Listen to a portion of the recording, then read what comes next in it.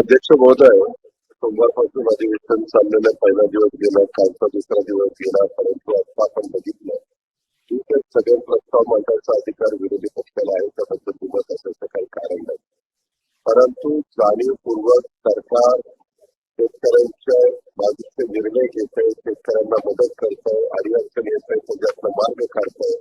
असं असताना आपण व्यवस्थितपणे सांगितलं की उद्या गुरुवारचा दिवस आहे, विरोधी पक्षाचा प्रस्ताव ते देऊ शकतात, दिवसभर चर्चा करण्याची आमची तयारी आहे.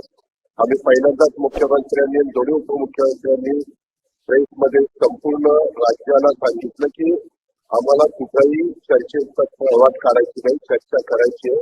अतिशय व्यवस्थितपणे प्रत्येकाची उत्तरं आमच्याकडे आहे.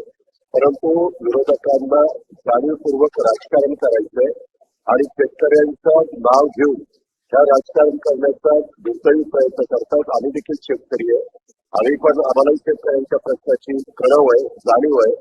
काही गोष्टी एका दुसऱ्याच्याकडनं वेगळ्या प्रकारचं वक्तव्य झालं असेल त्याचं समर्थन कुणीच करणार नाही.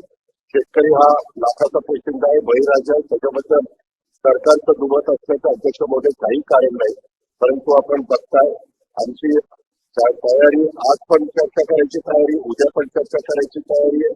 पण हे अशा प्रकारचा एक या समाजाच्या माध्यमातून राज्यातल्या लोकांच्या पुढं असा भाव करण्याचा प्रयत्न केला जातोय की हे शेतकऱ्यांच्या प्रश्नांच्या बद्दलची चर्चा करू इच्छित नाही, ते पळवाट काढतात. असं कुठलंही नाही.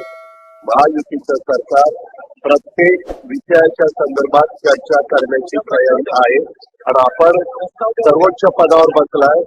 आपण जे काही सांगितलेलं आहे तसं उद्या दिवसभर चर्चा या विषयाची त्यांनी घ्यावी, आम्ही त्याला उत्तर द्यायला तयार आहे.